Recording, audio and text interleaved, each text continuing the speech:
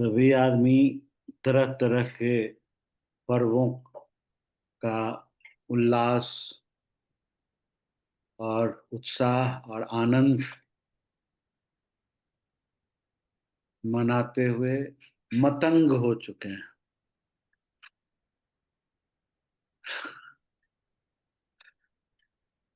तो आप लोगों की मातंगी नई शिक्षा, नया ज्ञान, नया विज्ञान, नई अनुभूति, नई दिशा और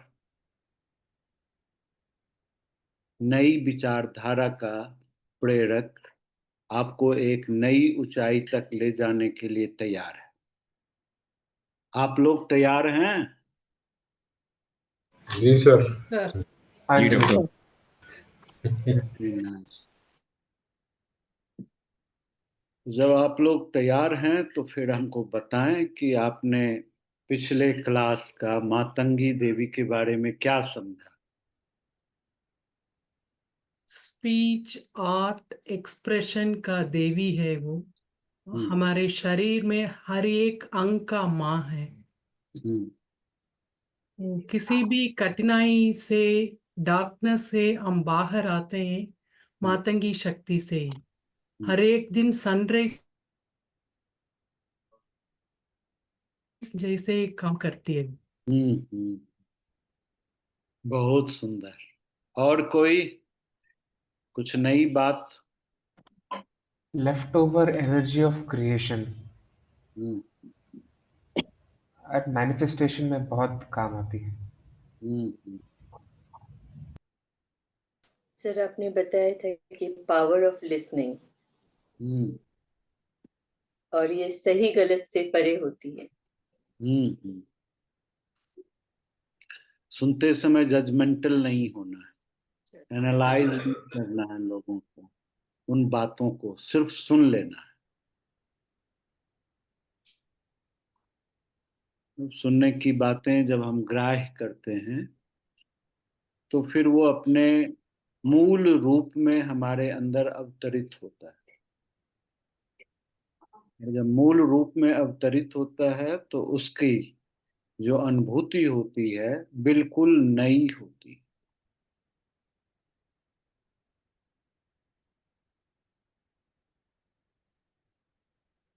है ना।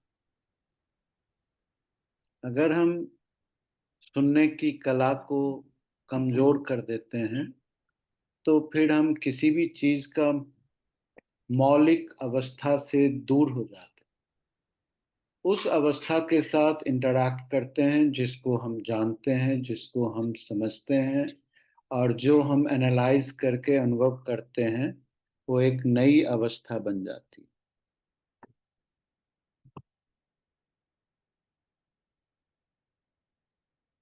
है ना। तो बहुत ही अद्भुत बात है सुनने की कला। श्रावण महीना में भी सुनने की कला आती है। श्रवण पूर्णिमा में सुनने में पूर्णता प्रदान कर देता है ना श्रवण, श्रावण महीना।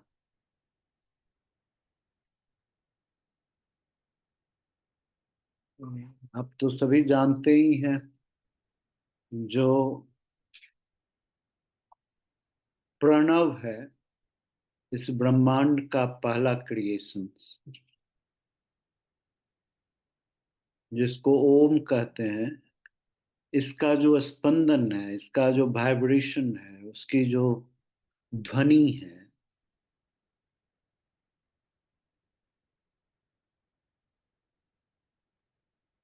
सिर्फ सुन लेने से वो वाइब्रेशन हमारे शरीर के हर एक स्टेट में इम्पैक्ट कर देता है। चाहे वो मेंटल स्टेट हो, इमोशनल स्टेट हो, स्पिरिचुअल स्टेट हो, चाहे वो फिजिकल स्टेट हो।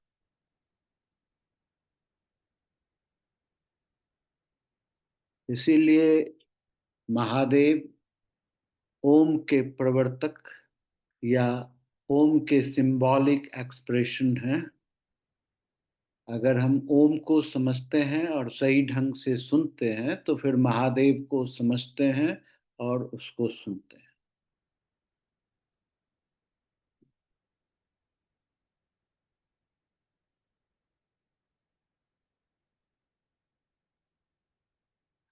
वैसे ही मातंगी है जो आपको सुनने और बोलने की क्षमता प्रदान करती है।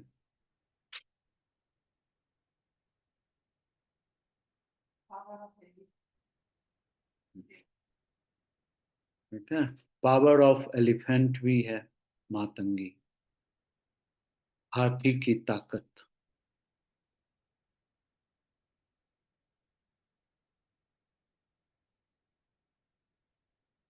और पावर ऑफ एक्शन ही है मातंगी। हस्त का मतलब भी हाथी होता है और हस्त का मतलब हाथ भी होता है।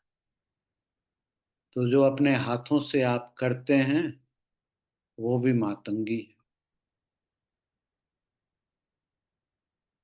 है ना।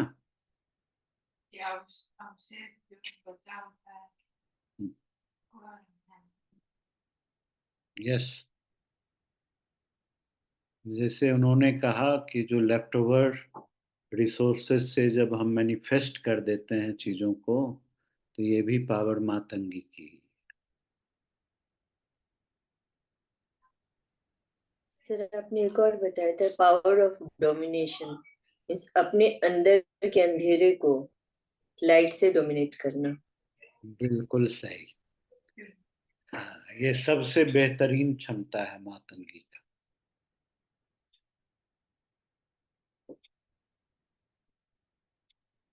पर आपने सरस्वती डोमिनेट। के हाँ साथ कंपेयर किया था हाँ। कि सरस्वती जो है वो वाइब्रेशन का, लाइक अक्षरों का एक्सपीरियंस हमें देती है, बट मातंगी माता जो है वो हमको वो पूर्ण स्पीच मतलब वर्ड्स का एक्सपीरियंस हम्म, देती है, अनुभव। बिल्कुल बिल्कुल सही बात।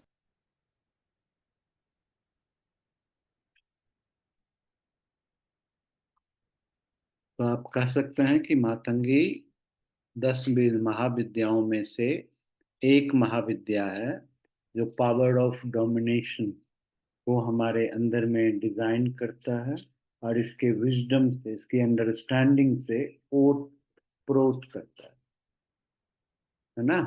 जब हम किसी भी चीज को डोमिनेट करते हैं तो इस स्थिति में हमारी क्या अवस्था होती है? उग्र अवस्था होती है। उग्र, उग्र गुस्सा अवस्था। होता है। अच्छा, तब तो आप डोमिनेट करते हैं। उग्र अवस्था में तो आप कमजोर हो जाते हैं, डोमिनेटिंग एबिलिटी लूज कर जाते से कॉन्फिडेंस आता है सर। हैं। हाँ, कि you are at right track,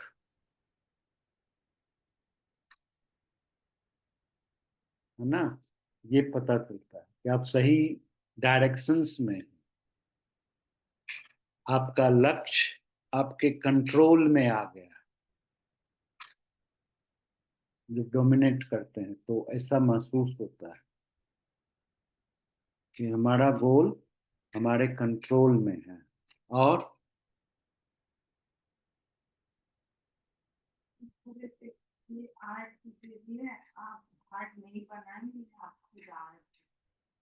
हम्म, ये मर्जिंग सिखाती ना, मर्ज हो जाना। ये डूइंग से नन डूइंग की ओर ले जाती है मातंगी। जैसे आप डांस करते हैं तो जब करते हैं तो ये आर्ट नहीं है, और जब आप डांस बन जाते हैं, आप अपनी आइडेंटिटी लूज कर देते हैं, जब आप डांस मय हो जाते हैं, तो ये डोमिनेटिंग पावर हो गई कि आप खुद ब खुद डांस बन गए।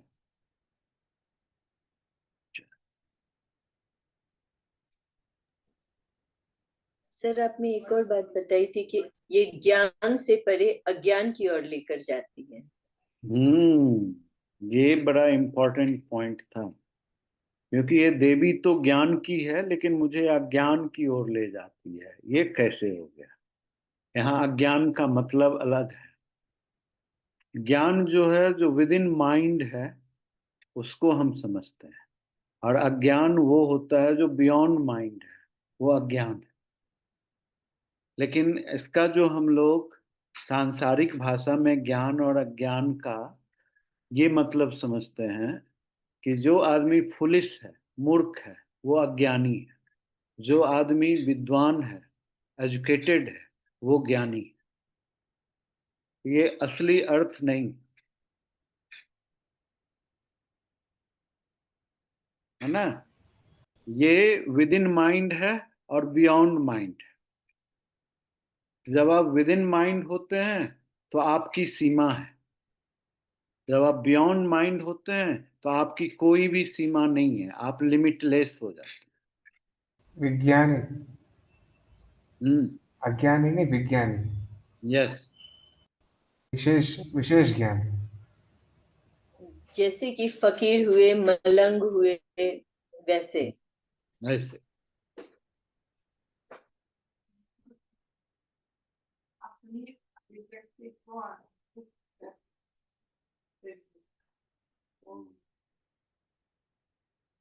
और ये जो खाली से आपका धीरे धीरे ग्रोथ होती, फिर गुरु की कृपा से जब आप नॉन माइंड वाले स्टेट में पहुंचे, अब उसको आप एक्सप्रेस इस शक्ति से करते हैं। यस। तो ये आपकी जर्नी है।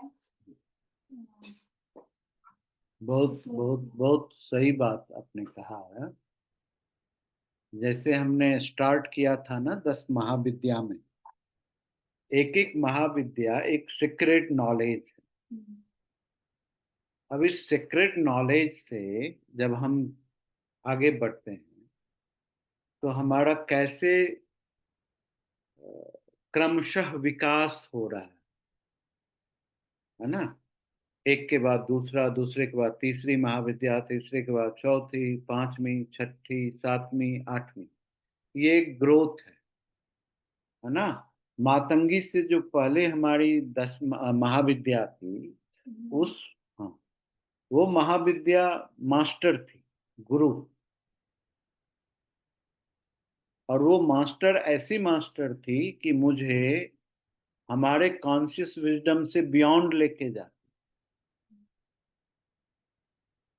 और उस समय जो जहाँ माइंड नहीं है और जो अनुभूति होती है, वो अनुभूति को एक्सप्रेस करने की जो क्षमता है, वो मातंगी ले ली।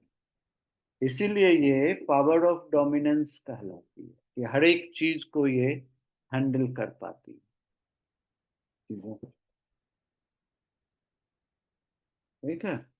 और इसके बाद जब हम जाएंगे कमला में तो उसका भी अलग अंडरस्टैंडिंग होगा कि वो फाइनल 10 सीक्रेट नॉलेज, ये बड़ी अद्भुत बात होगी। 10 सीक्रेट नॉलेज जो हमारे पास 8 डायरेक्शंस हैं, और एक आकाश और दूसरा पाताल है। ये 10 दिशाओं को भी डिनोट करती है ना। तो मातंगी आकाश की मालिक,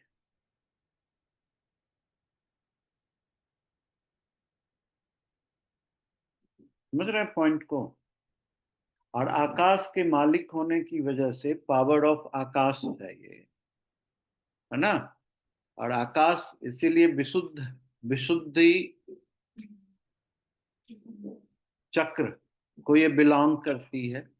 और इसके लिए जो इम्पोर्टेंट नारी है वो सरस्वती नारी है ना। तो आकाश तत्व बड़ा इम्पोर्टेंट तत्व है। आकाश क्या है? एम्प्टी है। अगर एम्प्टी नहीं है तो फिर उसके अंदर क्या है? स्पंदन, वाइब्रेशंस, ऊर्जा है। वो क्यों ऊर्जा है? क्योंकि आकाश तत्व के अंदर जो स्पेस है वो दुनिया के एग्जिस्टिंग रिसोर्सेस को अपना स्ट्रक्चर देती है ना। अगर आज मैं मोटा हूं, दुबला हूं, छोटा हूं, बड़ा हूं, एक वॉल्यूम को कैरी कर रहा हूं, ये कैरी करना हमारे आकाश तत्व की वजह से ही संभव है। अगर ये आकाश तत्व नहीं होगा तो हमारा कोई आकृति नहीं होती, स्ट्रक्चर्ड हम नहीं होते, एक शेप को गेन नहीं कर पाते। तो इसका मतलब ये है कि किसी भी चीज को अगर आप शेप देना चाहते हैं, है ना, तो जिसको आर्टिस्टिक एक्सप्रेशन कहते हैं, उसके लिए मातंगी का होना जरूरी है। तो इसीलिए ये देवी, ये महाविद्या ज्ञान, वाणी, विद्या और कला की देवी है ना। ये प्रकृति की भी देवी, क्योंकि पूरा प्रकृति जो है वो शून्य से स्थापित हुआ है ना।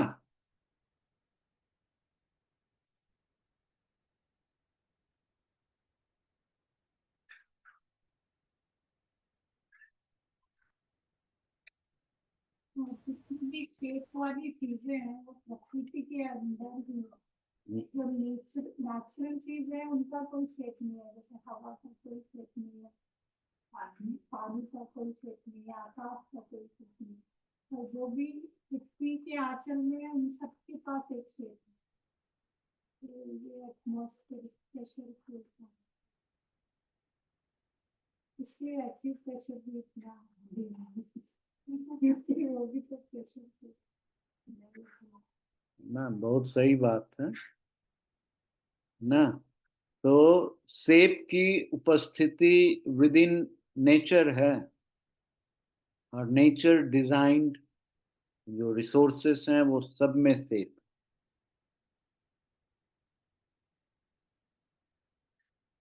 और जिससे नेचर बना है उसका कोई भी शेप नहीं। जो पांचों तत्व हैं वो बिना शेप वाले हैं, बिना जो विजन में नहीं है, जिससे प्रकृति बनी, चाहे वो पानी हो, हवा हो, धरती हो, आकाश हो, इसके स्ट्रक्चर नहीं है, शेप नहीं है ना। ये सिंबॉलिक एलिमेंट्स हैं जो हमारे शरीर में भी है, धरती में भी है, आकाश में भी है, पानी में भी है, सब जगह में है, हर एक चीजों के साथ है।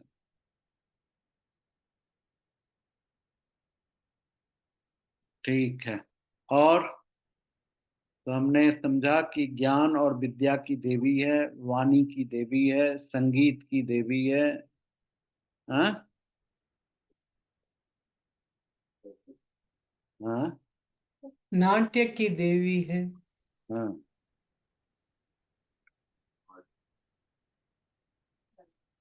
और इनको क्या चीज का भोग लगता है? लेफ्ट ओवर खाना। Left over. हाँ, जो बच जाता है आपके थाली में उसका भोग लग जाता है। इसीलिए ये सबड़ी, सबड़ी की पावर है।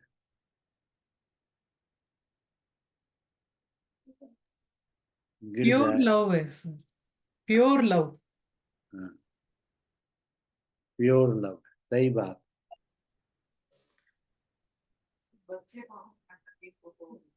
इसमें सर आपने बोला था कि ये सिर्फ प्योरिटी को देखती है, हम्म, प्योर हार्ट को देखती है और कुछ नहीं। ये मातंगी देवी ट्रूथफुल और स्वीट एक्सप्रेशन को ज्यादा पसंद पसंद करती है ना, कि आप हमेशा सत्यनिष्ठ हो, हृदयगत हो, और जो भी बोलें मधुर बोलें, प्यार से बोलें, सही बोलें, बस काम आपका हो जाए, है ना। और कुछ? एक डाउट रेज हुआ था अभी कि जब आप बोल रहे थे कि इनमें कोई लिमिट्स नहीं होता, मतलब राइट और रॉन्ग का वो देखते नहीं है ना। ये ये गुण तो काली में भी है, तो यही काली का ग्रोथ है ना ये। आपके अंदर आप मनुष्य हैं, तो मनुष्य की जो क्वालिटी है ये तो बाय बर्थ आपके पास में है। अब उस क्वालिटीज आपके उम्र के साथ कैसे डेवलप होती है, तो आपको एक नया नया स्वरूप और नई पहचान देती चली जाती है। यानी कि जितने भी ये महाविद्याएं हैं, एक ही महाविद्या है, एक ही पावर है। वो डिफरेंट स्टेज में, डिफरेंट फॉर्म में हमारे पास एक डिफरेंट रिसोर्सेस को हम डेवलप किए हैं, इसके बारे में बताती है, समझाती है, और उसकी रिक्वायरमेंट कितना आवश्यक है आपके जीवन में, इसके बारे में हमको बताती है। नहीं, मेरा डाउट कंप्लीट नहीं हुआ था। हम्म। जो मैं पूछना चाहता था कि इन दोनों में वही सेम लिमिटलेसनेस है, बट डिफरेंस भी आपने बताया कि डिफरेंस होगा, क्योंकि वो क्रम के हिसाब से, नीड के हिसाब से, डेवलपमेंट ऑफ कॉन्शियसनेस जैसा एक शेप है बताया था आपने। हम्म।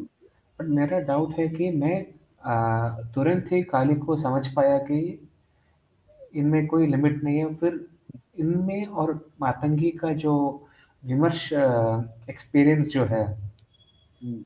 क्या फर्क है मेरे को जानना है। बिकॉज ये मातंगी महाविद्या जो है, हम्म। इनका मैं साधना भी करता था, हम्म।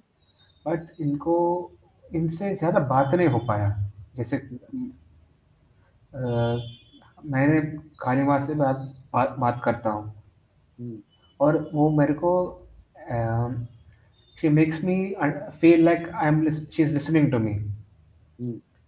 ये बात वो मातंगी माँ में वो रह गया था कि देखिए, आपको पता है पूजा और ध्यान में क्या अंतर है?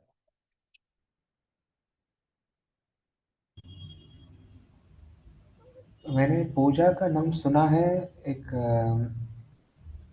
मतलब पूज्य हो जाना, जीरो हो जाना। ठीक है, करने वाला जो पूजा करता है वो जीरो हो जाए, लेकिन पूजा तो हमेशा पूज्य की होती है, जीरो की। पूज्य जीरो है और करने वाला भी जीरो, है ना।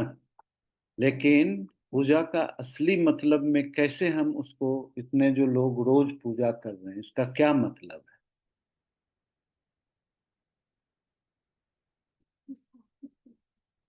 इसको स्थापित करते हैं। है? बहुत सिंपल अंडरस्टैंडिंग। पूजा का मतलब होता है कि you are talking with the God. जब आप अपनी बातचीत उनके साथ करते हैं या अपनी बातों को उनके सामने रखते हैं, वो रखने का जो आर्ट है, कला है, वो पूजा का है। तो आप अपनी बातों को हर एक पास में नहीं रख सकते, जो आपके पूज्य हैं उन्हीं के पास में रख सकते। इसीलिए जब ये बात को आप रखते हैं तो आप पूजा करते हैं। आपके बात रखने के बाद दूसरा बात होती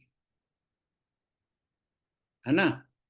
दूसरी बात होती है कि अब आपके जो पूज्य हैं वो अपनी बात आपको बताएंगे।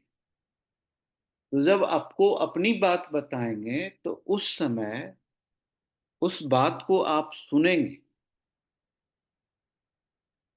और सुनने के लिए आपको क्या होना होगा? एम्प्टी होना होगा, तभी सुन सकेंगे, नहीं तो नहीं सुन सकेंगे। समझ रहे हैं पॉइंट को? तो आपका ध्यान जो है, अपनी बातों में उनको सुना रहा हूं लेकिन उनसे उत्तर नहीं आ रहा है इस पॉइंट पर, तो आप सुन नहीं पा रहे हैं।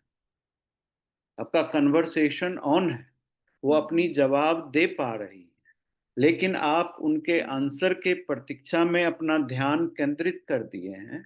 तो उनको सुनने के बजाय आप वेट कर रहे हैं, प्रतीक्षारत हो गए। तो इसीलिए आपको वो सुनाई नहीं देती। तो ध्यान क्या है?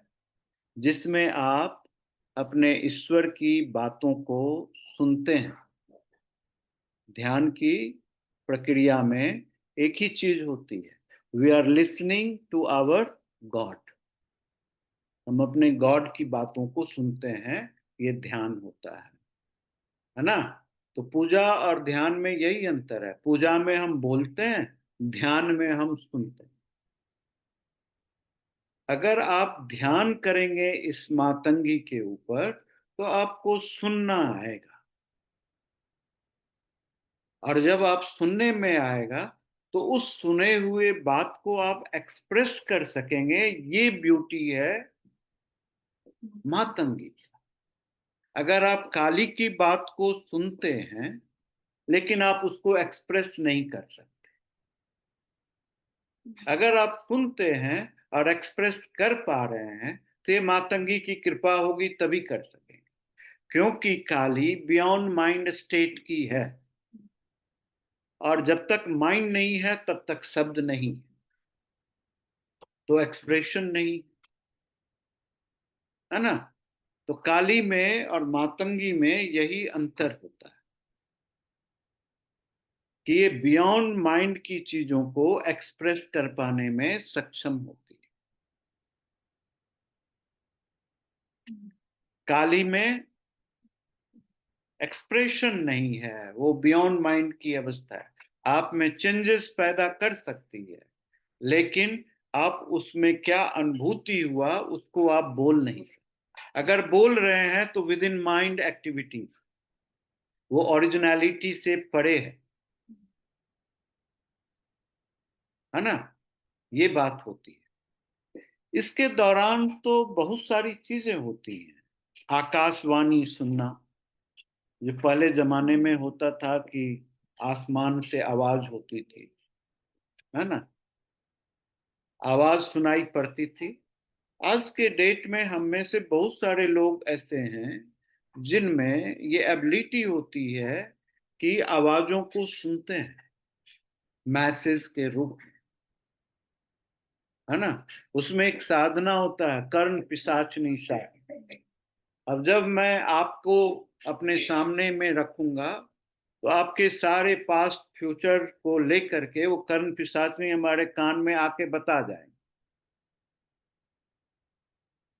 कि 3 महीना पहले इनके साथ ये घटना हुआ था, उसके में ये परेशानी हो गई, आज के डेट में ये परेशानी है, आने वाले समय में 3 महीने के अंदर तक इनको ये चीज होगा,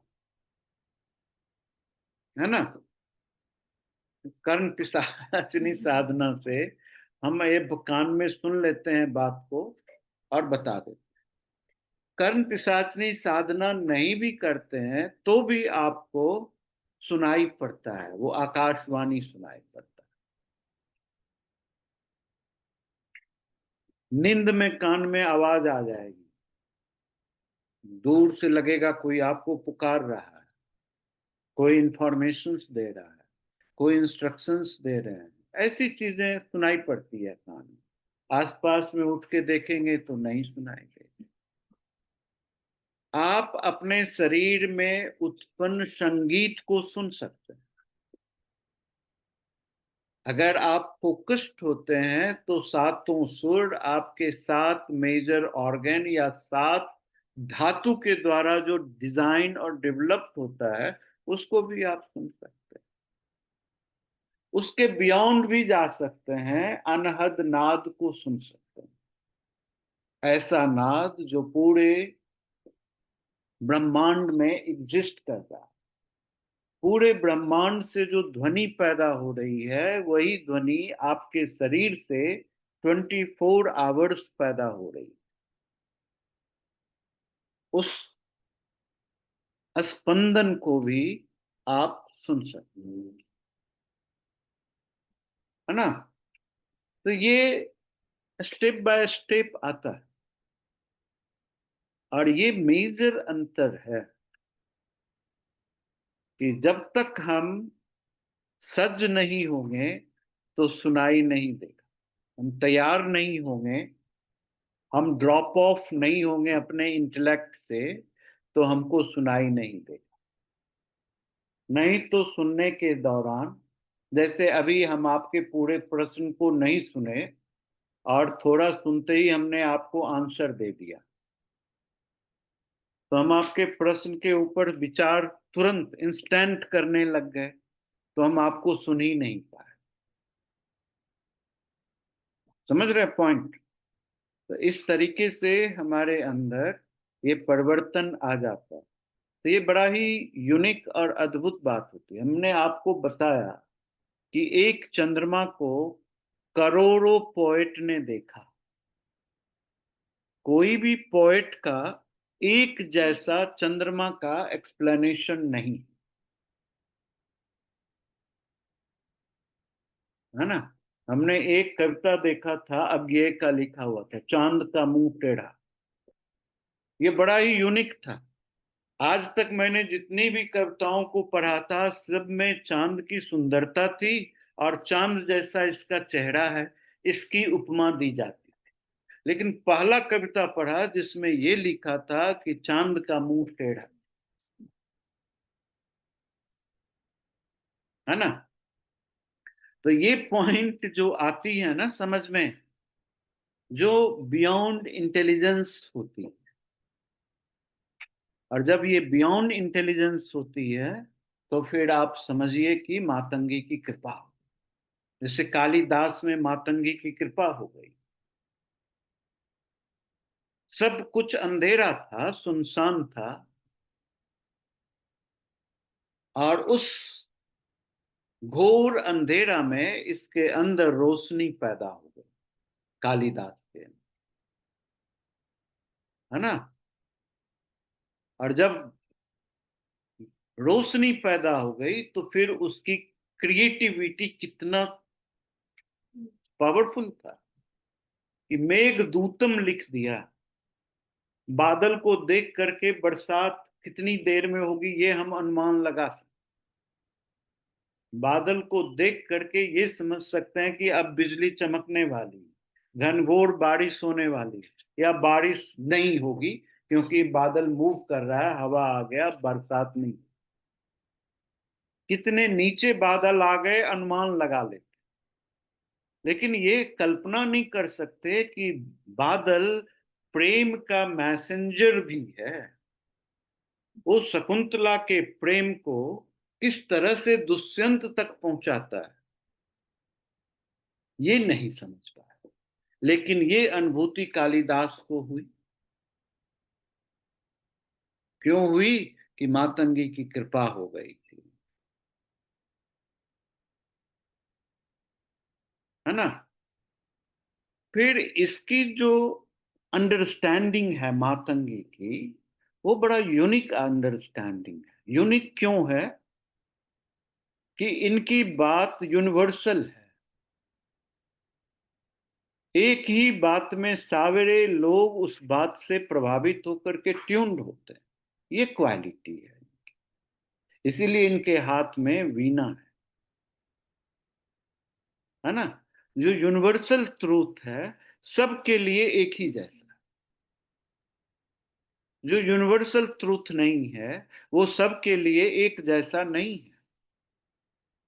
वीणा क्या करती है? अगर 10 वीणा खड़ा है एक साथ में, एक वीणा को ट्यून करने से ऑल 10, 20, 30, 50 वीणा ऑटो ट्यून्ड हो जाते हैं, यानी कि यूनिवर्सल ट्रूथ की अनुभूति हो जाती है ना। इतना ही नहीं है, जो इंटीग्रेटिंग एबिलिटी जो किसी भी व्यक्ति में है, कि सारे ज्ञान को मिला करके एक नया ज्ञान उत्पन्न कर लेना, इंटीग्रेटिंग पावर जिसको बोलते हैं, है ना, वो इसी की कृपा से संभव होती, नहीं तो हम इंटीग्रेट कर ही नहीं पाते। इसके अलावा भी एक विजडम को दूसरे विजडम के साथ जोड़ना, दोनों में समानता जाहिर करना, दोनों में एक रूपता को देखते हुए उस ज्ञान को अनुभूति में लेना, ये भी मातंगी की कृपा से ही होती, नहीं तो असंभव। आज जो हम कोई उपमा देते हैं, वो उपमा मातंगी की कृपा के बिना पैदा नहीं होता।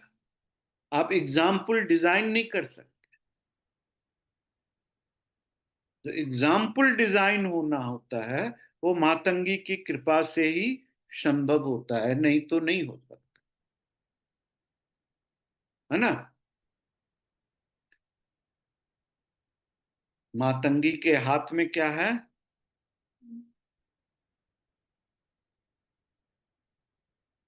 वीणा, खड़क। वीणा, खड़क और पैरट। हम्म, है ना। तो पैरेट को तो हम बता ही दिए थे आपको क्या अंडरस्टैंडिंग है पैरेट। हम्म। खड़क का मतलब सेल्फ प्रोटेक्शन। आपको कोई भी एक्सटर्नल प्रोटेक्शंस की जरूरत नहीं, ऑटो प्रोटेक्टेड रहेंगे।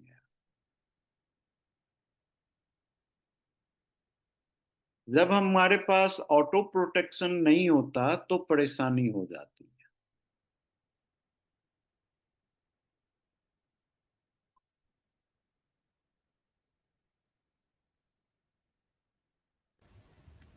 जब आपने आंसर दिया था सेकंड पार्ट सुन के, मेरे अंदर से एक सैडनेस या पेन उतर गया और थोड़ा आंसू आने लग गया। बहुत खुश खुश लगा सुन के।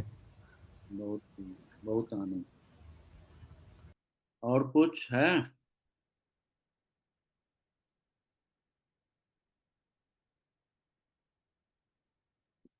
सर, ये मातंगी शक्ति आकाश तत्व को बिलोंग करती है।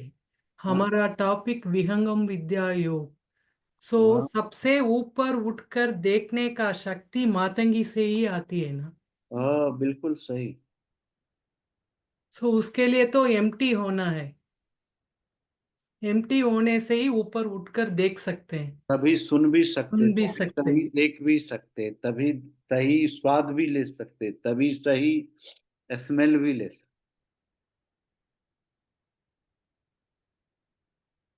है ना। और हमारा बॉडी तो इंस्ट्रूमेंट है। हम्म। जो पावर इस इंस्ट्रूमेंट से गुजरता है, उस तरह का ये इंस्ट्रूमेंट काम करता है। इसीलिए ये तंत्रिक है, तंत्र से बना हुआ है। तंत्र का मतलब क्या होता है? इंस्टेंट। Machine machine. है ना। तन, तन से तंत्र बना,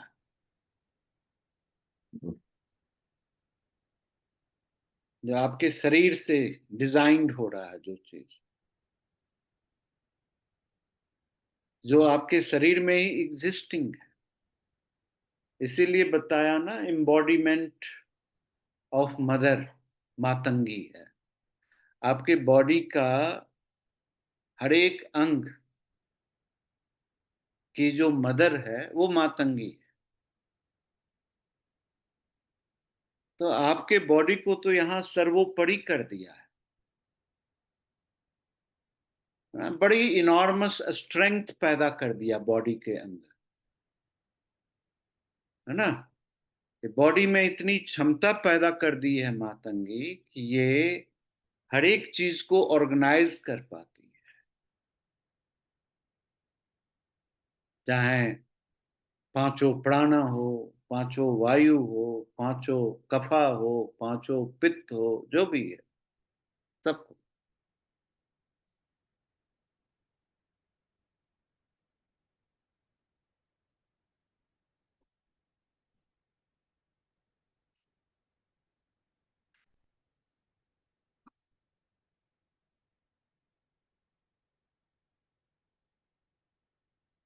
तो आप ये समझिए कि इस संसार को निर्वाण के रूप में देखने की कला मातंगी पैदा कर।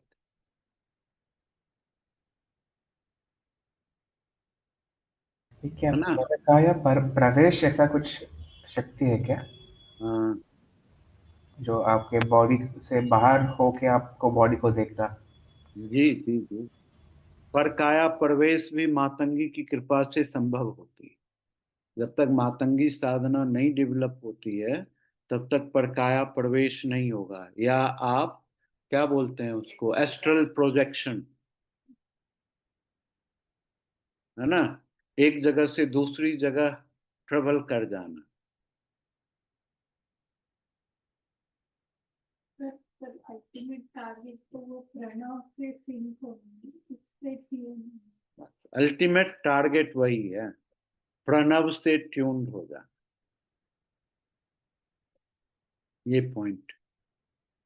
और जैसे जैसे हम ओम के ध्वनि के साथ ट्यून्ड होते जाते हैं तो हम पूर्ण रूप से स्वस्थ हो जाते हैं।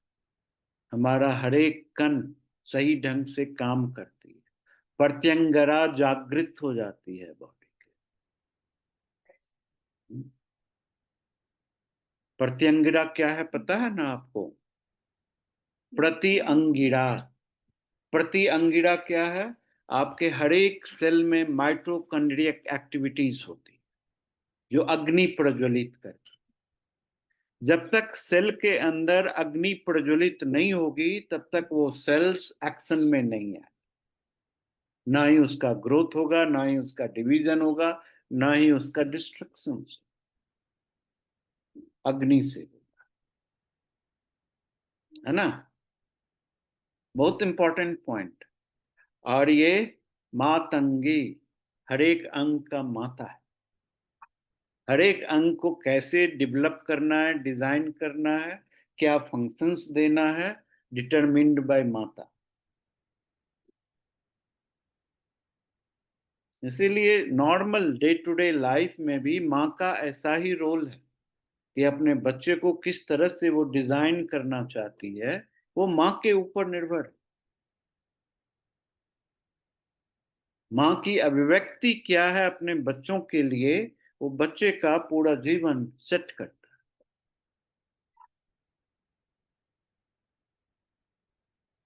अगर माँ ये सोचती है कि मेरा बच्चा बुद्धू हो रहा है और उसके जी जान लगा रहे हैं, तो वो सोचने को पहले बदलाव करना है, तब जी जान लगा तो बदलाव हो।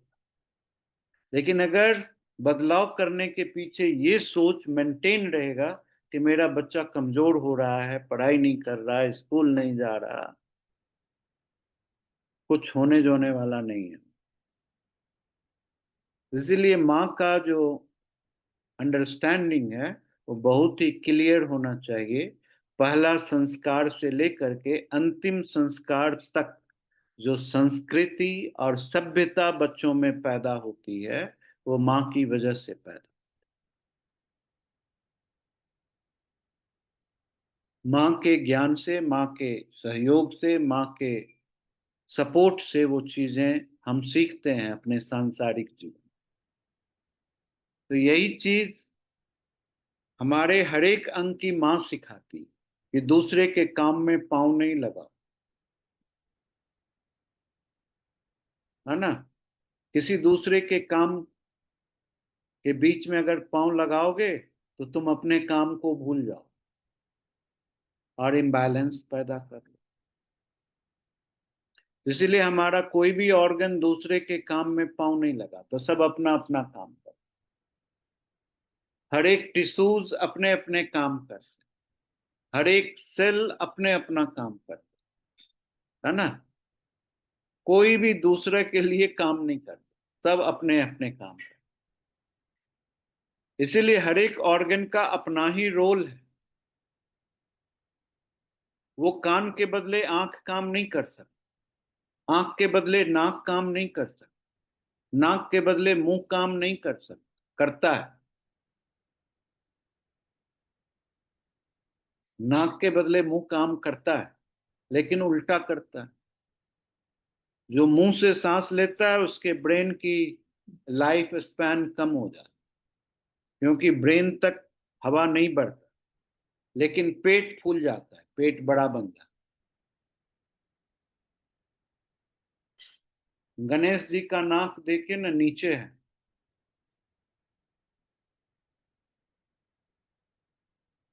तो नाक से कम सांस, मुंह से ज्यादा सांस लिए हैं गणेश।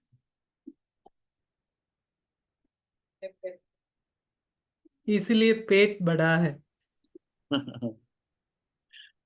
मैं वैसे ही बता रहा था। गणेश जी नाक से ही सांस लेते हैं, इसीलिए इतना बुद्धिजीवी, बड़ा दिमाग है। उनका पेड़ बड़ा है क्योंकि उन्होंने संसार को खा लिया है।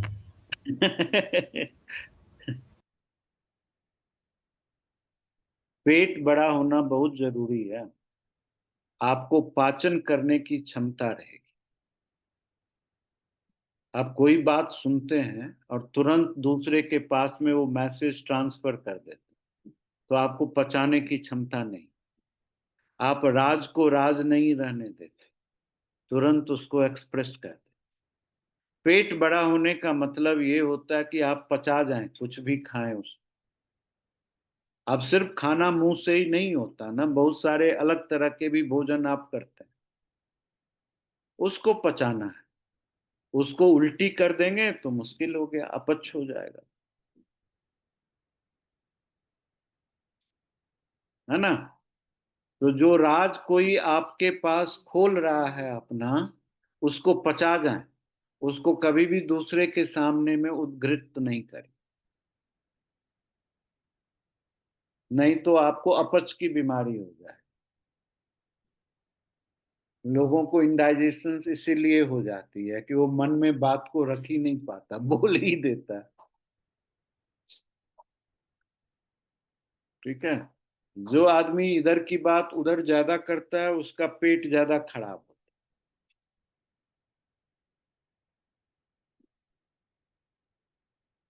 तो जो कुछ भी हो, मातंगी माता की कृपा होनी चाहिए, ये सबसे इंपॉर्टेंट पॉइंट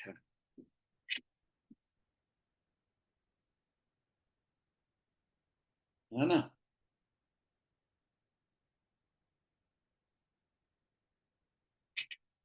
और कुछ मातंगी देवी के बारे में?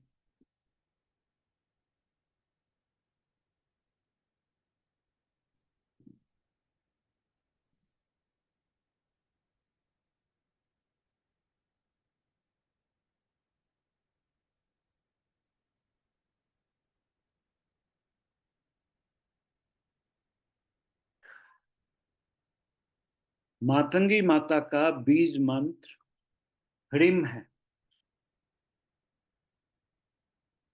ये एकाक्षर मंत्र है, ह्रीम, HRIM, ह्रीम।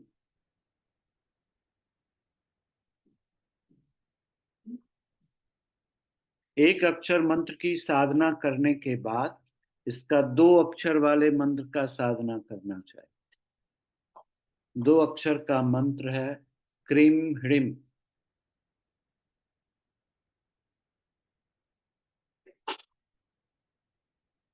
3 अक्षर का मंत्र है ओम ह्रीम क्लीम।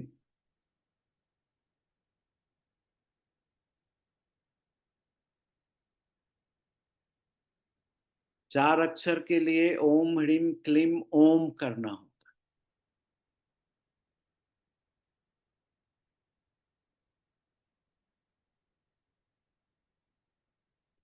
फिर इनका पंचाक्षर मंत्र है ओम ह्रीम ऐम भगवती मातंग्यै स्वाहा।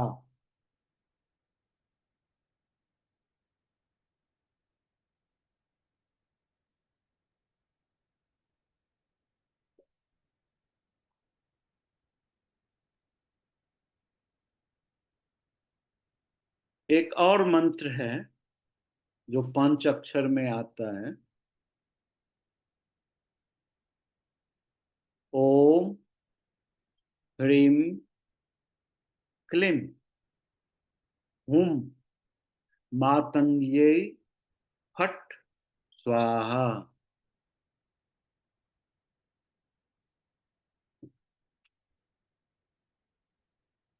क्या है? ओम ह्रीम क्लीम हुम मातंग्यै फट स्वाहा। ये आदेश देने वाला मंत्र है। जब मातंगी हमारे खुद के अंदर सज जाती हैं, तैयार हो जाती हैं, हमारे अनुसरण के लिए तैयार रहती हैं, तो उस समय हम आदेश देते हैं किसी भी काम के लिए कि ये काम करके आओ, वो काम करके आओ, तो फिर मातंगी उस तरह का काम हमारे लिए प्रकट करती। तो उसके लिए यही मंत्र है, ओम ह्रीम क्लीम हुम मातंग्यै फट स्वाहा।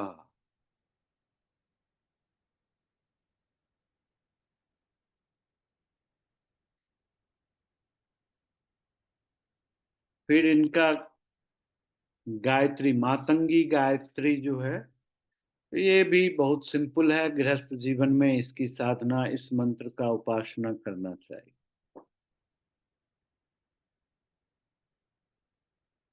ओम शुक्र प्रियाय विद्महे, ओम शुक्र प्रियाय विद्महे, श्री कामस्वर्यै धीमहि, तन्नो मातंगी प्रचोदयात्।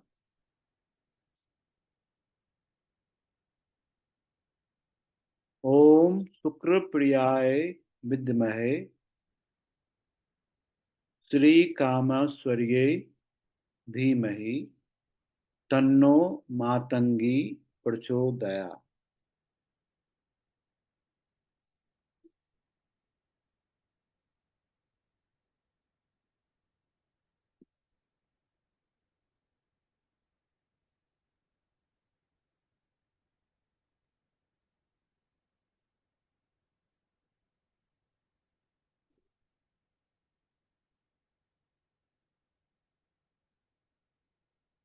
वामकेश्वर तंत्र में मातंगी का जो ये मंत्र है, ओम ह्रीम क्लीम हुम मातंग्यै फट स्वाहा,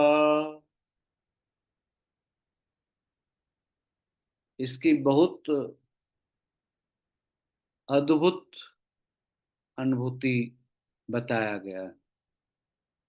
ये सबसे प्रचलित, सबसे तेज, सबसे क्विक इफेक्ट करने वाला मंत्र है।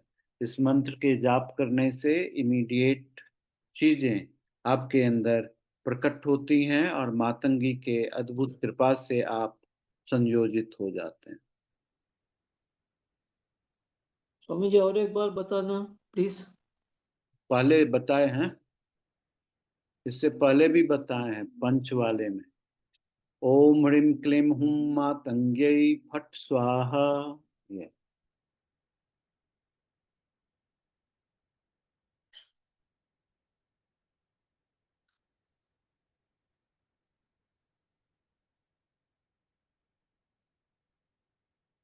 तो ये गायत्री मंत्र अलग होना मतलब क्या, ये अलग पूजा राम है जिसमें सर हर एक का एक गायत्री मंत्र। हाँ सर ये गायत्री मंत्र क्या होता यही मेरा भी प्रश्न था सर कि हम तो अभी तक एक गायत्री मंत्र जानते थे, अब हर देवी का एक अलग गायत्री मंत्र, ये नहीं समझ में आया। देवी का नहीं, सभी देवता का भी। हर एक रूप का एक हर एक रूप, गायत्री का मतलब ही होता है ना जो गाया जाए, है ना। तो ऐसा मंत्र जिसको आप गाएं वो गायत्री। ठीक है।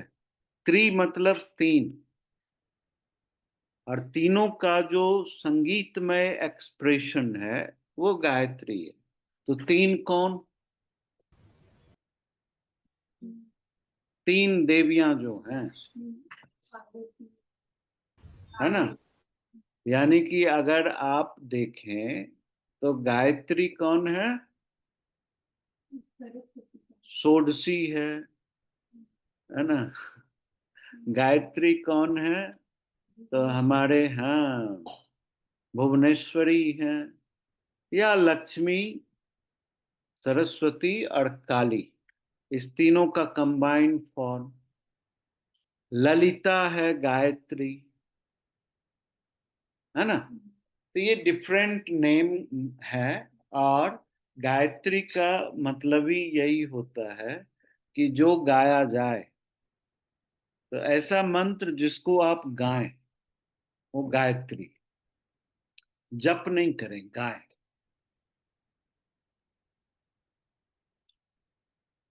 तो वो गायत्री होता है। इसलिए हर एक देवी देवता का अपना एक गायत्री मंत्र है, जिसके द्वारा उस देवी देवता को आप संगीतमय होकर के अपनी भावनात्मक एक्सप्रेशन उनके सामने रखते हैं।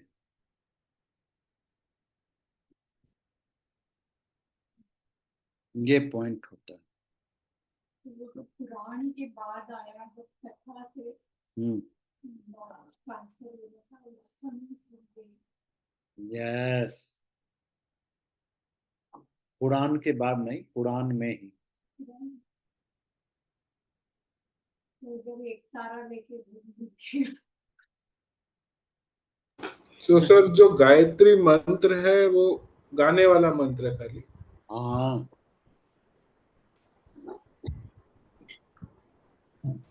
मतलब वो रिदम के लिए है? रिदम के लिए।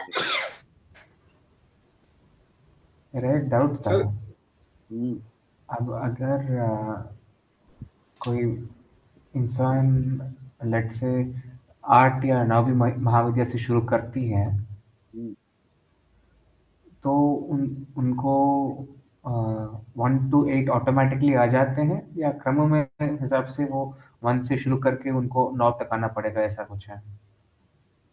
8 और 9 विद्या से डायरेक्टली शुरू नहीं किया जाता। अगर पूर्व जन्म का संस्कार में उसने 8 तक कर चुका है तो 9वां से शुरू होगा। अच्छा। अगर ऐसा नहीं है तो आप पेड़ के ऊपर चढ़ने के लिए सीढ़ी लगा के उसके टहनियों पर जा सकते हैं, लेकिन वो सीढ़ी कितना देर तक आपको सपोर्ट करेगा चढ़ने के लिए। आपको प्रॉपरली चढ़ना है तो रूट से ही उसके ब्रांचों में पहुंच सकते हैं। तो इसीलिए सॉलिड होने के लिए आपको 1 से शुरू करना चाहिए। और अगर पूर्वगत संस्कार है तो वो फटाफट होते चला जाएगा। उसके लिए बहुत ज्यादा दिमाग लगाना नहीं पड़ेगा, बहुत साधना करना नहीं पड़ेगा। उसके रिजल्ट बहुत जल्दी जल्दी आपको डेवलप करते जाएंगे, आपको वो नॉलेज आते जाएगा। और जितना ये नॉलेज आते जाएगा तो इस ब्रह्मांड के बारे में आपकी जानकारी उतनी बेहतरीन होती जाए। ये संसार का जो राज है वो रिवील होते चला जाएगा, है ना। बृहत रूप में संसार, सूक्ष्म रूप में आपका शरीर।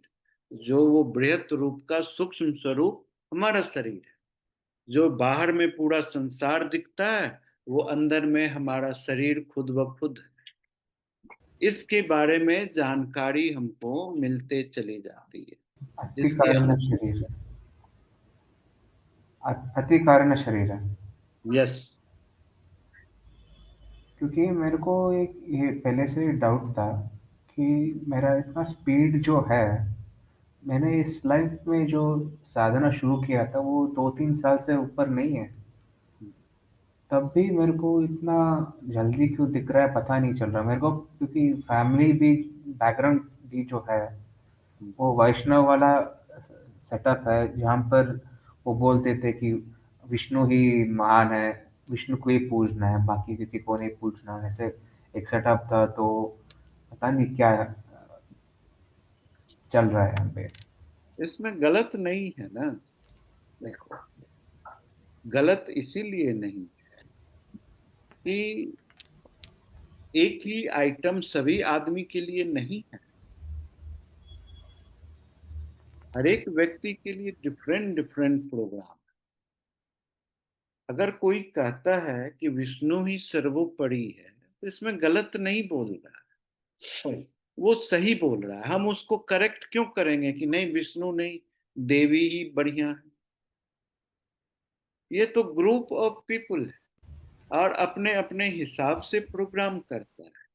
हिंदुस्तान के अंदर जब फिलॉसफी डिजाइंड हुई तो इस तरह से फिलॉसफी आया ना, एक ग्रुप ऑफ पीपुल में का जो लीडर था उसने देखा कि एक ईश्वरवाद है कि संसार में एक ही ईश्वर है ना। दूसरा आदमी आया, कहा कि एक नहीं है, दो है। वो दो ईश्वरवाद को बताया, द्वैतवाद को बताया। पहले वाले ने अद्वैतवाद को बताया, दूसरे वालों ने कहा द्वैतवाद को बताया, तीसरा वाला ने कहा कि न द्वैत न अद्वैत, विशिष्टा विशिष्टा द्वैत की बात है ना। इसी क्रम में बढ़ते गए अंडरस्टैंडिंग और तरह तरह के फिलॉसफिकल विजडम आए। जिस जगह में जिस चीजों की आवश्यकता थी उस तरह के रिलीजियस रिसोर्सेस को डिजाइन किया गया कि वहां के समाज में शांति स्थापित हो जाए, आदमी गलत कर्म में नहीं पड़े और उनकी चीजें बढ़िया हो, चाहे वो माधवाचार्य हो, चाहे निम्बिकाचार्य हो, चाहे रामानुजाचार्य हो, चाहे शंकराचार्य हो, है ना। इन सारे लोगों ने एक व्यवस्था कायम की कि किसी भी तरीके से धार्मिक हानि इस सोसाइटी में नहीं, समाज में नहीं, इस्टेब्लिशमेंट कर। इसी तरह से पूजा करने का भी अलग अलग प्रावधान हुआ। विष्णु का पूजा करने वाला वैष्णव हो गया, शिव का पूजा करने वाला शैव हो गया, शक्ति का पूजा करने वाला शाक्त हो गया, गणपति का पूजा करने वाला गाणपत्य हो गया और सूर्य का पूजा करने वाला सूर्य वाला कुछ बन गया, है ना। तो सभी आदमी उसी अल्टीमेट प्रोग्राम को देख रहा है। विष्णु भी, जब हम विष्णु में मिलते हैं और विष्णु महाविष्णु में मिल जाता है, या विष्णु स्वयं में महाविष्णु है, जब हम उसमें मिलते हैं तो मैं भी विष्णु बन जाता हूं। ये तो प्रेम है, आत्मा का परमात्मा के साथ, जीवात्मा का देवात्मा के साथ या विशिष्ट आत्मा के साथ। ये तो मर्जिंग प्रक्रिया है। जब अल्टीमेट पहुंचते हैं तो सब का स्टार्टिंग पॉइंट एक ही होगा। इसीलिए वेदांता कहता है कि इस यूनिवर्स में, ब्रह्मांड में जितनी भी एक्टिविटीज हैं, कल्ट हैं, प्रोग्रामिंग है, भगवान से, ईश्वर से साक्षात्कार करने का या ईश्वर में एक होने का, चाहे वो हिंदू हो, मुस्लिम हो, सिख हो, ईसाई हो या दुनिया का जो भी रिलीजन्स हो या जो भी कल्ट हो, जो भी अंडरस्टैंडिंग हो, वो सब वेदांत है। एवरीथिंग फॉल्स अंडर वेदांत। क्रिश्चियनिटी को भी वेदांता अपना ही हिस्सा मान, मुस्लिम के इस्लाम रिलीजन्स को भी वेदांता कहता है कि ये भी मेरा ही हिस्सा है। बौद्धिज्म है, उसको भी कहता है कि ये मेरा ही हिस्सा है। This is the only me, Vedanta. तो बहुत मुश्किल है। तो इसीलिए हमको हमारा सिस्टम कहता है कि कोई भी सिस्टम गलत नहीं, सबका जर्नी का पॉइंट जो गोल है वो बिंदु है। जैसे ही आप बिंदु में पहुंच गए, आपका कार्यक्रम संपन्न हो गया। बस यू लॉस्ट योर सेल्फ। जब आप अपने आप को खो दिए तो आप जिसमें खो दिए वो बन गए, परमात्मा में खो दिए तो परमात्मा बन गए, ऐसा। या किसी सांसारिक चीज में खो गए तो वो सांसारिक चीज बन गई। सिनेमा देखते हुए सिनेमा के चरित्र में खो जाते हैं तो बस उस समय हम अपनी आइडेंटिटी लूज कर देते हैं, वही चरित्र बन गए। ऐसा महादेव देखते समय महादेव में लॉस्ट हो जाते हैं, तो खुद में महादेव बनने लग जाते हैं, उसी की सारी एक्टिविटीज दिमाग में चलने लग जाती है, शरीर में होने लग जाती है, तरंगे पैदा हो जाती। सो जिस किसी भी चीज में जब आप अपने आप को लूज कर देते हैं, बस आपका काम बन जाता है। इसी को सरेंडर होना कहते हैं। अपनी आइडेंटिटी को लॉस्ट कर देना सरेंडर, शरणागति। इसीलिए तो यहाँ बहुत ही अच्छी चीज सिखाया गया है ना, पत्थर, पत्थर में पूजा कर। पत्थर में भी उसके हर एक सेल में, हर एक एटम में, चाहे वो पीतल का हो, चांदी का हो, सोना का हो, पत्थर का हो, है ना, लेकिन हर एक एटम में तो ऊर्जा है। वो ऊर्जा का स्वरूप कौन है? परम स्वरूप ही है, दिव्य ही तो है। तो उसमें से देख लेना, उसमें मर्ज हो जाना। इससे बेहतरीन अंडरस्टैंडिंग दुनिया में और कौन दे सकता है ना। एक बार विवेकानंद जी गए एक के यहाँ, कुछ पैसा चंदा मांग, ये हम फलाना चीज कर रहे हैं, इसके लिए हमको चंदा चाहिए। तो वो थोड़ा बंदा जो था सो निराकारी था, और उस जमाने में तो थोड़ा सा राजाओं में, जो मुस्लिम राजा थे उसकी ज्यादा प्रचलित प्रोग्राम था। तो उन्होंने कहा, ये जो क्या आप लोग रहेंगे, मूर्ति पूजा करते हैं, फलाना करते हैं, इसमें क्या रखा है? पत्थर पूजने से कहीं भगवान मिलता है? तो उन्होंने कुछ कहा नहीं। सामने में उनके पिताजी का फोटो था, टक से उनका फोटो उतार लिया, नीचे पटक दिया, उस पर दो चार थूक फेंक दिया। तो उदंड थे ही विवेकानंद। वो जो गर्मी आती थी तो उसको कोई नहीं रोकता था। फेंक दिया तो बंदा बहुत नाराज हो गया, ये क्या कर दिया तुमने? ये तो कागज है, कलर है, तुमको क्यों इतना तकलीफ हो रहा है? नहीं, ये मेरे पिताजी हैं, तो जो मूर्ति जो है सो मेरे इष्ट हैं। तुम उसको कैसे कह दे हुए कि ये काम करना? ये तो देखो, शीशा का फ्रेम लगा हुआ है इसमें। ये क्या है? तुम्हारा दादा कैसे हो सकता, तुम्हारा पिताजी कैसे हो सकता? समझ रहे हैं पॉइंट को? तो इसीलिए इस चीज से बचना चाहिए। जो जो कर रहा है उसको वही करने देना, उसी को सही ढंग से करते जाए, इसका हमारी तरफ से शुभकामना दे देना। ना कि उसको ये कहना चाहिए कि तुम्हारा ये चीज गलत है, तुम्हारा ये प्रक्रिया गलत है, मेरा ये प्रक्रिया सही है, इसीलिए तुम किसी काम के नहीं हो। ऐसा नहीं। एक दिन हमारे क्लिनिक में ऐसा हो गया, बहुत मुश्किल हो गया। एक कश्मीर के शैव भक्त थे, वो आ गए, और एक इस्कॉन को फॉलो करने वाले राधा कृष्ण का भक्त, जो शैव भक्त थे, उनको बड़ा सा चूटिया बना करके रखे हुए थे। वो 4 बार चूटिया बांधते थे और बोलते थे हर हर महादेव।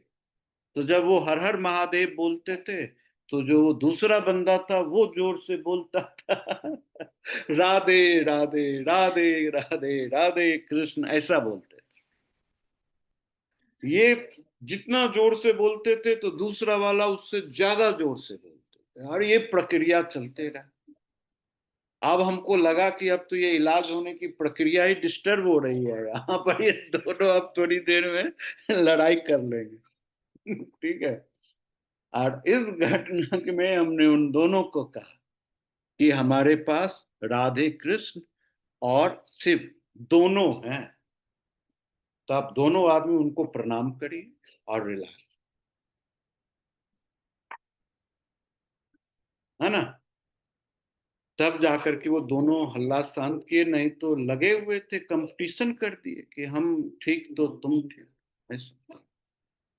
तो इसीलिए हमको ये चीज नहीं समझना चाहिए, लेकिन हमको हर एक दूसरे के आस्था का ध्यान रखना चाहिए, क्या सही क्या गलत। इससे हम किसी के छवि और किसी के अंडरस्टैंडिंग को क्रिटिसाइज नहीं कर सकते,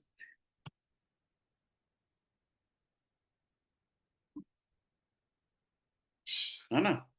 हम देखे हैं कि हमारे कवि भी इस तरह के कटाक्ष करते आए हैं। जैसे कबीरदास जी बहुत कटाक्ष किए किसी दूसरे अंडरस्टैंडिंग और सिस्टम के ऊपर। वो बोलते थे कि पत्थर पूजे हरि मिले तो मैं पूजूं पहाड़। ना ही कभी उन्होंने पत्थर की अनुभूति कर सकी और ना ही कभी पहाड़। या से चक्की भिली पीस खाए संसार। इस दोनों से अच्छा तो चक्की है, जिससे कि लोग अनाज को पीस करके खाना तो खाता है कम से कम। वो पूजने से क्या हो सकता। समझ रहे पॉइंट को। तो इसीलिए किसी भी स्थिति में हमको इन सारी चीजों में उलझना नहीं है। सब ठीक है, सब अच्छा है, सब अपने अपने रास्ते से जा। हम आपको एक बहुत ही अद्भुत बात बताते हैं। एक पेशेंट जिसको कोई भी बीमारी नहीं है, तो सबसे पहले जनरल फिजिशियन के पास जाता है और अपने आप को उनके सामने में रखता है कि देखिए हमारे अंदर क्या परेशानी है। वो सारा टेस्ट कर लेता है और फिर एक दवा लिख देता है। वैसे तो कुछ परेशानी नहीं लग रही है, फिर भी आप ये खा लें, अंदर में शरीर में ताकत रहेगी, आप अच्छे हो। वो बंदा संतुष्ट नहीं होता, फिर वो चला जाता है दूसरे डिपार्टमेंट, तीसरे डिपार्टमेंट में, चौथे डिपार्टमेंट में, लास्ट में सारे डिपार्टमेंट से निकलने के बाद उसने कहा कि तुम साइकियाट्रिस्ट डिपार्टमेंट में जाओ। जब वहां गए तो उसको इलेक्ट्रिक शॉक दिया, एंटी डिप्रेशन का मेडिसिन दे दिया, फिर उसको सोने की दवा दे दी। फिर जाकर के बंदा को समझ में आ गया कि मैं कहाँ भटक रहा था, इससे अच्छा तो मैं वैसे ही स्वस्थ था। इसी तरह जीवन में होता है, हर एक लोगों के साथ इस तरह की घटनाएं घटती। इसीलिए हमको अपने आप में फोकस्ड होने की जरूरत होती है। हमारा बगल में कौन क्या कर रहा है इसके देखभाल करने का काम हमारा नहीं, वो उनका ही है ना। तो जब आप डिस्टिंक्टिव इस पॉइंट को लेकर के हो जाएंगे तो आपको सीखने के लिए बहुत सारा अवसर मिल जाए, अपॉर्चुनिटीज मिल जाए। गोल एक ही है, लेकिन उस पर पहुंचने के लिए मल्टीपल पाथ है, रास्ता अलग अलग है। आप तो किसी एक ही रास्ता पर चलेंगे, दूसरे रास्ता की तो आपको अनुभूति नहीं नहीं। और फिर जिस रास्ते की अनुभूति नहीं है तो आप कैसे कह सकते हैं कि तुम गलत हो, है ना। जो हिमालय के सामने से चढ़ा या हिमालय के पीछे से चढ़ा, हिमालय के चोटी पर में पहुंच गया, तो आपने तो जिसको नहीं चढ़ते हुए देखा, इसका मतलब ये तो नहीं कहेंगे कि तुम उड़ के आ गए, है ना। ये पॉइंट है, तो इस पॉइंट को हम पर विचार करने की आवश्यकता है। इसी तरह से कोई भी एक मुद्दा को मैथमेटिकली आप एक्सप्लेन कर सकते हैं, फिजिकल साइंस के द्वारा, फिजिक्स के द्वारा, केमिस्ट्री के द्वारा, हिस्ट्री के द्वारा, ज्योग्राफी के द्वारा। जो भी नॉलेज एग्जिस्ट कर रहा है, every knowledge will express that system in their own way. अब कोई मैथमेटिकल बात बताएगा तो इसका मतलब ये नहीं कि वो गलत है। हम कुछ साल पहले की बात है, हमको एक बंदे ने पूछा can you prove God is 420। हमको बहुत मुश्किल लग गया इस चीज को प्रूव करने कि गॉड 420 कैसे हो सकता। मुझको एग्जाम्पल दिया, आप देखो कृष्ण की एक्टिविटीज को, उसमें 420 वाला सारा लक्षण है कि नहीं। बात तो तुम सही कहते हो, लेकिन God is 420, how it can be. तो मैथमेटिकली हमको एक्सप्लेन किया, है ना। जी कौन सा नंबर का लेटर है, ओ कौन सा लेटर का है, डी कौन सा लेटर का है, तीनों मल्टीप्लाई कर दो 420 और प्रूव कर दिया कि गॉड इज 420। मैथमेटिकल वे में प्रूव कर दिया, है ना। तो आप क्या चाहते हैं वही चीज मिल जाएगा, आप वो फॉर्मूला लगाएंगे, ठीक है, तो काम बन जाना आसान हो जाता है। मातंगी माता का पूजा करने के लिए जो यंत्र है वो श्री यंत्र ही है। इसकी पूजा श्री यंत्र पर ही की जाती है। दोनों यंत्र में किसी भी तरह का अंतर नहीं, ठीक है। ये समझने की पॉइंट है, ये बड़ा सुप्रीम प्लेस है भाई, इसीलिए श्री यंत्र ही इनका पूजा करने के लिए यंत्र होता है। अब इसका पूजा मान लेते हैं कि हमको श्री यंत्र की कोई भी अनुभूति नहीं,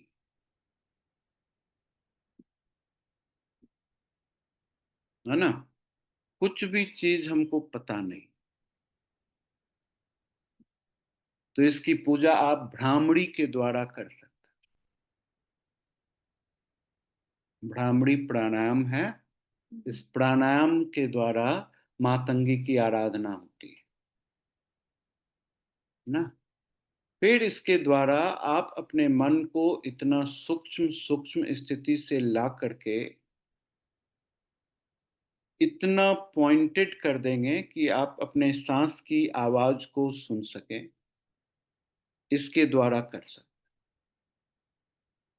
फिर इसकी आराधना करने के लिए जब आप अपने सामने में दीपक प्रज्वलित करते हैं, दीपक प्रज्वलित करने के समय भी साउंड उत्पन्न होता है, और जैसे जैसे बाती जलती जाती है तो एक साउंड प्रोड्यूस करता है। जैसे जैसे वो अग्नि हवा के साथ संपर्क में आता है, बत्तियां हिलती हैं या स्ट्रेट चलती हैं, तो भी एक साउंड प्रोड्यूस हो रहा होता है। तो उस माइंड को उस साउंड में फिक्स कर देंगे, तो यानी कि आपको त्राटक करना पड़ेगा। अपलक देखने से भी मातंगी जागृत हो जाती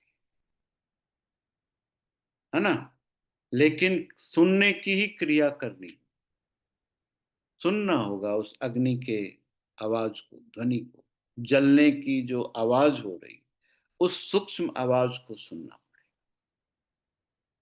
इससे हो जाए, ठीक है।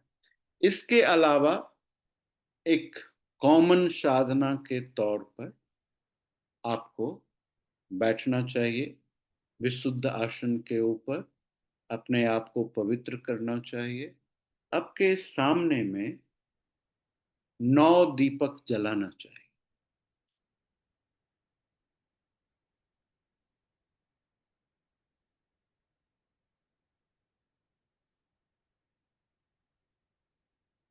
और 9 दीपक जलाने के बाद बैठ जाना चाहिए, और बैठ करके जाप करना चाहिए माइंड में यही मंत्र जाप करना चाहिए, ओम ह्रीम क्लीम हुम मातंग्यै फट स्वाहा। सबसे बेहतरीन तरीका है सांस को रोक करके इस मंत्र को 3 बार रिपीट करना अपने माइंड के, फिर धीरे से जितना लंबा सांस छोड़ सकते हैं उतना लंबा सांस छोड़,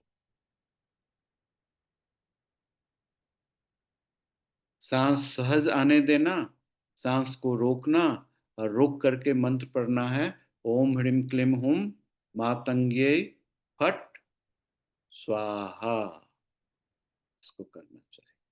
फिर आप आकाश मुद्रा कर सकते हैं, जिसको करने से आपको बहुत ही बेनिफिट हो। आकाश मुद्रा के लिए आपको उस दिन हमने सिखाया था मातंगी मुद्रा, मिडिल फिंगर को स्ट्रेट करके आपस में जोड़ लेंगे, तो ये मातंगी मुद्रा है। इस मुद्रा को करते हुए अगर आप इस मंत्र का जाप 9 दीपक को जला करके करते हैं 108 बार, नित्य करने की जरूरत होती है। 42 डेज करने के बाद ये मंत्र जागृत हो जाएगा आपके,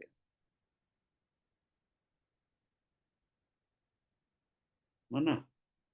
जागृत हो गया, फिर इस मंत्र से आपके अंदर खुद ब खुद क्षमताएं पैदा होने लग जाएंगी। आपका रुका हुआ क्रिएटिविटी एक्शन में आ जाए, है ना।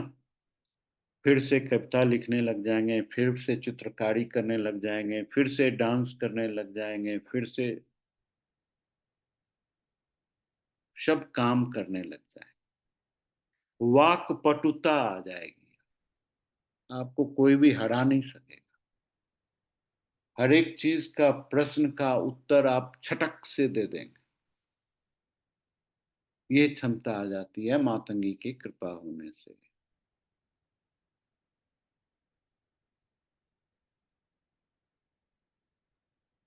हम्म।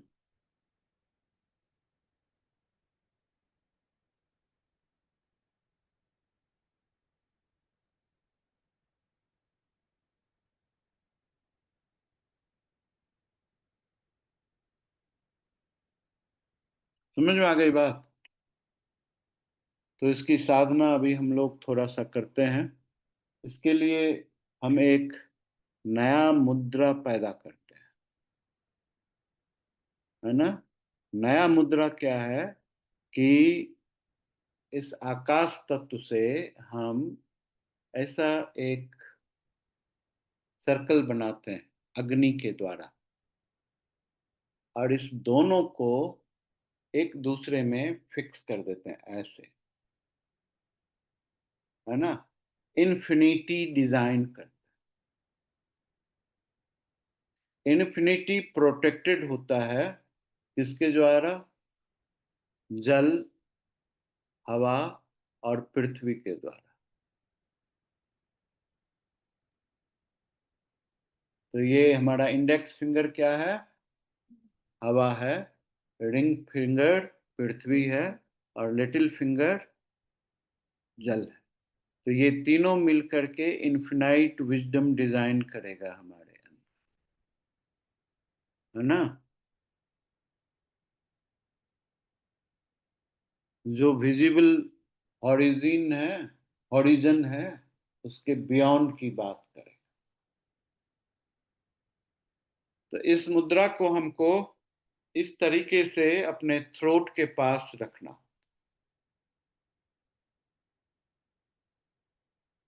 थ्रोट के पास रख करके आंख को बंद कर लीजिए।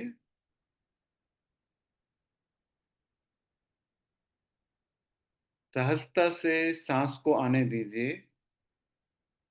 आपका कान आपके सांस के ऊपर रहना चाहिए, किस तरह से सांस अंदर जा रही है।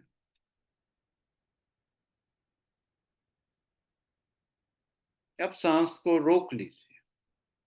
रोक करके जो सांस आपने अंदर लिया है उस हवा के वाइब्रेशंस को अपने माइंड के अंदर इस मंत्र में डिवाइड करिए।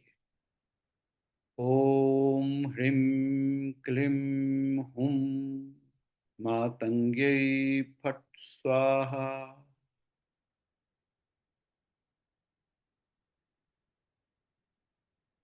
ओम ह्रीं क्लीं हुम मातंग्यै फट स्वाहा।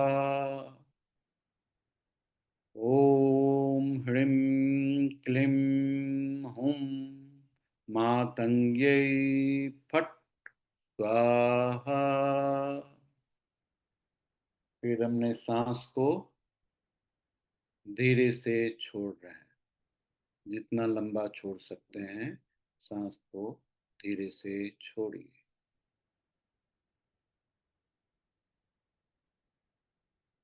इस प्रक्रिया को 9 टाइम करिए, 18 टाइम करिए, 27 टाइम करिए, 54 टाइम करिए।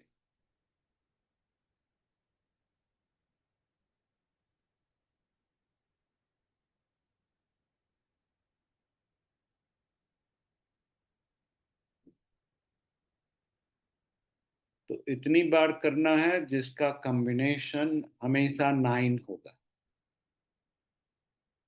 और 9 के बाद क्या हो जाता है, शून्य हो जाता है।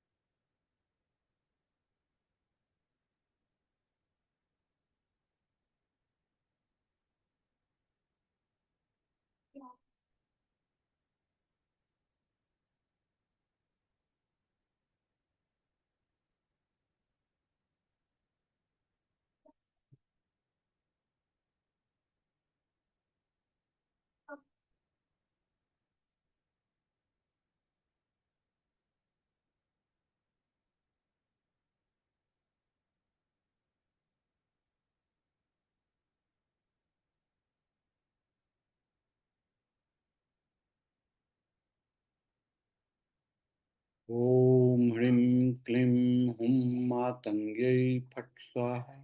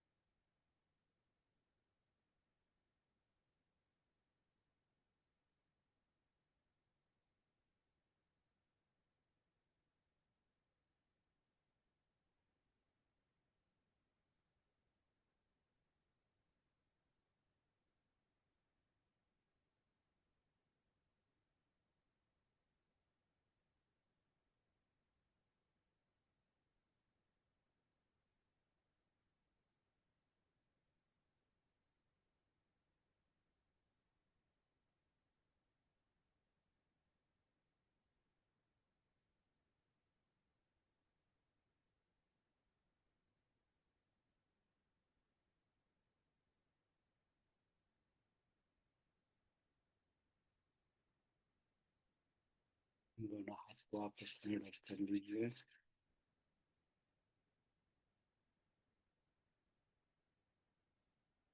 अपने थ्रोट के ऊपर ले जाइए, ऊपर से नीचे मसाज कर लीजिए।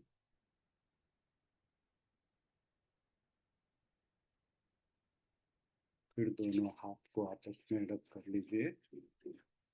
थ्रोट लेफ्ट हैंड थ्रोट के सामने रखिए, राइट हैंड थ्रोट के पीछे रखिए। अपने जीभ को निकालिए, रोल करिए और उससे सांस लीजिए।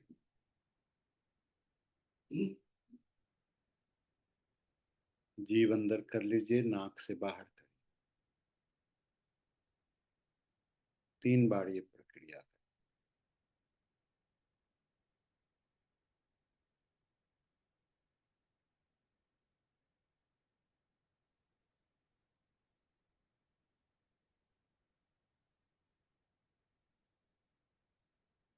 फिर दोनों हाथ आपस में रब कर लीजिए। अपने आंख के ऊपर रखिए।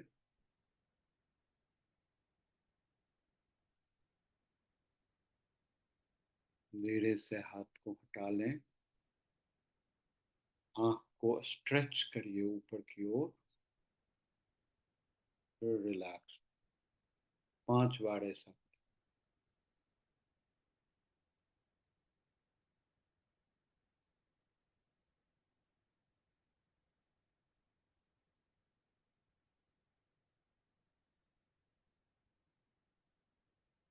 धीरे से अपने आंख को खोल लीजिए।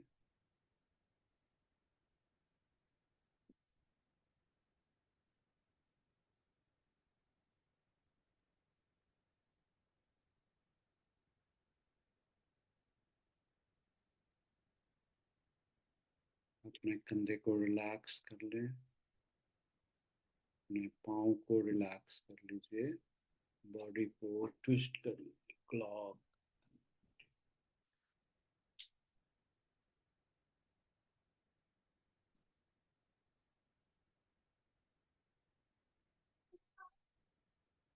हम चाहते हैं कि ये प्रक्रिया एटलीस्ट आने वाले अमावस्या तक आप लोग जरूर करें। दिन में 1 बार। आपका टाइम, आपका समय, आपका अप्रोच।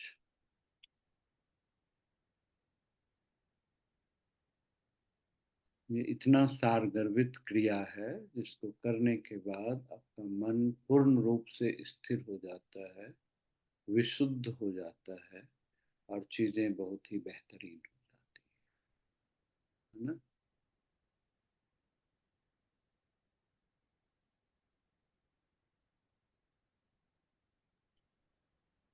सर, आपने 9 दीपक बोला जलाने के लिए, वो कैसे जलाना है? सामने में 9 दीपक ले लेना है। उसमें तेल घी जो मन हो डाल देना है। अब सरस्वती है तो उनको तेल दे करके तो उग्र नहीं करेंगे, इसीलिए घी डाल देंगे, नारियल का तेल डाल देंगे, है ना। इसको जला सकते हैं। इसको जला करके और फिर बैठ जाएंगे सामने में। काउंटिंग तब तक करना है जब तक मन विचलित ना हो जाए। इसलिए काउंटिंग की जरूरत नहीं है कि आपने कितनी बार किया,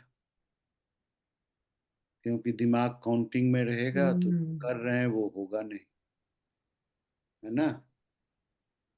ये तो सिखाती है जो कर रहे हैं उधर ही दिमाग होना। अगर काउंट करते रहेंगे 1 2, 1 माला 2 माला 3 माला, तो मामला गड़बड़। इसीलिए 9 माला। जब आप शुरू करते हैं तो इनिशियली 1 2 बार माइंड डिस्टर्ब होगा, नहीं तो वापस आ जाएगा। दिमाग को तो साउंड पर लगा दिए। ठीक है सर। दिमाग इंगेज्ड हो गया तो मंकी माइंड नहीं बनेगा, आपको भागेगा नहीं इधर उधर। दिमाग तभी भागता है जब खाली होता है। जब उसको ड्यूटी दे देंगे तो एंगेज्ड हो जाए, और एंगेज्ड होगा तो शांत रहेगा, है ना। जैसे पानी शांत हो जाता है। और फिर ये जो ब्रीद अंदर गया, ये मंत्र में उस ब्रीद का फ्रैक्शन होता है, टूटता है शब्द में, हवा में। पूरे बीज मंत्र आपके एक ब्रीद में ब्रेक होता है, जो रुका हुआ ब्रीद है। तो रुका हुआ ब्रीथ जब आप होल्ड कर लिए हैं, उस समय में ये बीज मंत्र उसमें अपना अपना फैकल्टी बनाता है, जो न्यू प्लास्टिसिटी कहलाती है मॉडर्न टाइम।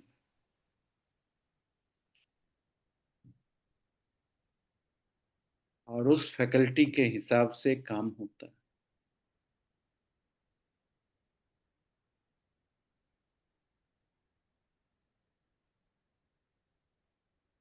अगर इनका श्री यंत्र में पूजा करना है तो सेम करना होता है जैसे हम दशमुद्रा। बस मुद्रा, सेम मुद्रा यूज करते हैं। फिर भुवनेश्वरी के नाम पर मातंगी लिख ले। और 11 अवरना वाला कर सकते हैं ना? हाँ, सर आज की क्रिया में बहुत सारा कौस दिखाई दिया सर, इतना सारा कौस था सर, इतना सारा, सही सभी मुझे फेस करके आ रहा है ऐसा।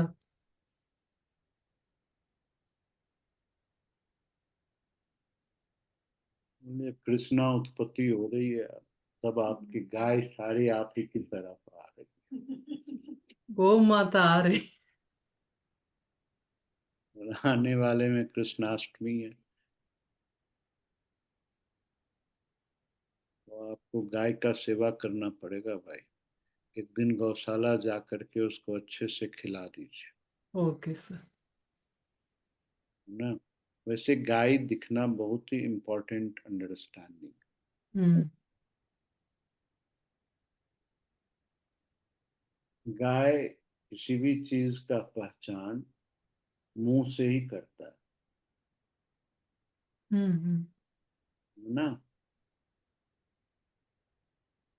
और मुंह से करते समय जब मुंह में लेता है तो हर एक चीज समान ही स्वरूप में उनके अंदर में चला है।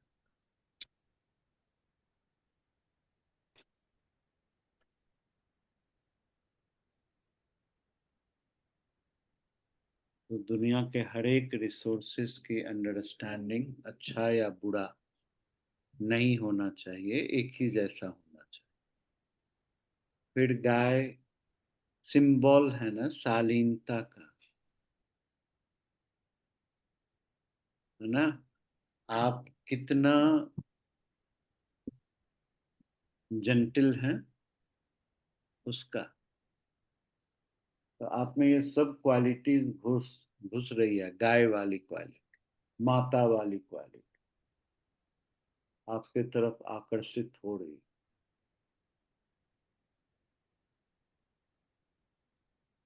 जय भगवती, गाय माता की जय हो। Thank you sir. जय। स्वामी जी, ये मुद्रा when I kept near the throat एक एनर्जी उत्पन्न हुआ। हाँ जी, हाँ, मेरे को एहसास हुआ। बिल्कुल सही बात। ये थैंक ऊर्जा यू। पैदा करती है। बहुत आदमी को तो ये जो बना हुआ था ना मुद्रा, इस सारी उंगलियों में स्पंदन महसूस होती ओके ओके। है ना। इस तरह से मुद्रा रखने से आपके सारी उंगलियों में, स्पेशली इस इन्फिनिटी के सर्कल जो बनता है, उस सारी उंगलियां जैसा लाइन बनता है ना 8 का, हाँ। सब जगह में स्पंदन होता है। ओके।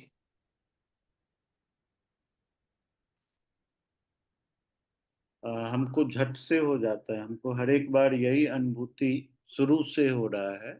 इस मुद्रा को जैसे भी करते हैं तो ये मुद्रा करने के दौरान ये सारी उंगलियों में लगता है कि जो एक ऐसे ऐसे ऐसे ऐसे चल रहा है, पल्स चल रहा है, इन्फिनिटी फॉर्म। मुझे भी सर यही हो रहा था। यस, वही बात कर रहा पूरे है ना। और वो चलते समय मुझे क्या लग रहा था कि सामने में जो हम 9 दीपक रखेंगे, वो दीपक अगर हम इस 8 के रूप में रखें, एक को हाँ सेंटर में कर दें और 4 4 को दोनों साइड से वो इन्फिनिटी का स्वरूप दे दें।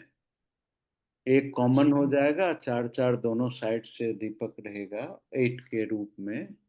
तो फिर वो दीपक का इम्पैक्ट और अच्छा होगा सीधा 9 रखने। ये मुझे ये करते समय अभी लग रहा था कि ये ऐसा होना चाहिए अंदर में। तो खुद ब खुद आती है बातें, तो इसीलिए एंजॉय करना चाहिए। जो भी आएगी अच्छी ही बात आएगी, बुरी नहीं आएगी। तो इसीलिए डरना नहीं चाहिए। ठीक है, चलिए फिर हम आपसे विदा ले लेते हैं।